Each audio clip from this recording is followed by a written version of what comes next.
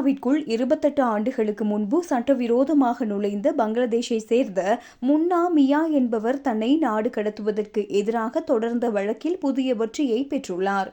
முன்னா மியா 1998ஆம் ஆண்டு ரகசியமாக பிரித்தானியாவிற்குள் நுழைந்ததாக கூறுகிறார். தனது சொந்த நாட்டில் அரசியல் அச்சுறுத்தல் இருப்பதாக அவர் தெரிவித்துள்ளார். அவர் 1998இல் வந்ததாக கூறினாலும் 2010ஆம் ஆண்டு கைது செய்யப்பட்ட போதே பிரித்தானிய அதிகாரிகளுக்கு அவரை தெரிய வந்தது.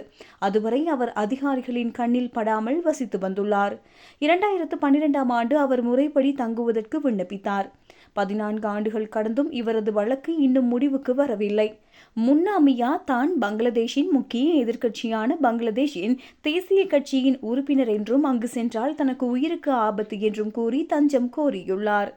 அவர் 1998இல் வந்ததாக கூறினாலும் உள்துறை அமைச்சு அவர் 2010இல் தான் நாட்டிற்குள் நுழைந்தார் என்று வாதிடுகின்றது.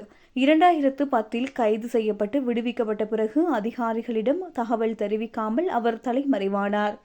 2012 மற்றும் 2017ஆம் ஆண்டுகளில் அவர் தாக்கல் செய்த மனித உரிமை மற்றும் தஞ்ச கோரிக்கைகளை உள்துறை அமைச்சகம் நிராகரித்துள்ளது. சமீபத்தில் நடைபெற்ற மேல்முறையீட்டு விசாரணையில் முன்னா மியாவிற்கு ஆதரவாக தீர்ப்பு கிடைத்துள்ளது. முன்னா மியாவின் சாட்சியங்கள் மற்றும் ஆதாரங்கள் முறையாக பரிசீலிக்கப்படவில்லை என்றும் முன்னைய நீதிமன்ற தீர்ப்பில் சட்ட ரீதியான பிழைகள் இருப்பதாகவும் மேல்முறையீட்டு நீதிபதி ரவீந்தர் பாக்ரால் தெரிவித்துள்ளார். சாட்சியங்கள் தெளிவற்றவை என்று கூறி தள்ளுபடி செய்தது தவறு என குறிப்பிட்ட நீதிபதி இந்த வழக்கை மீண்டும் புதிதாக விசாரிக்க உத்தரவிட்டுள்ளார்.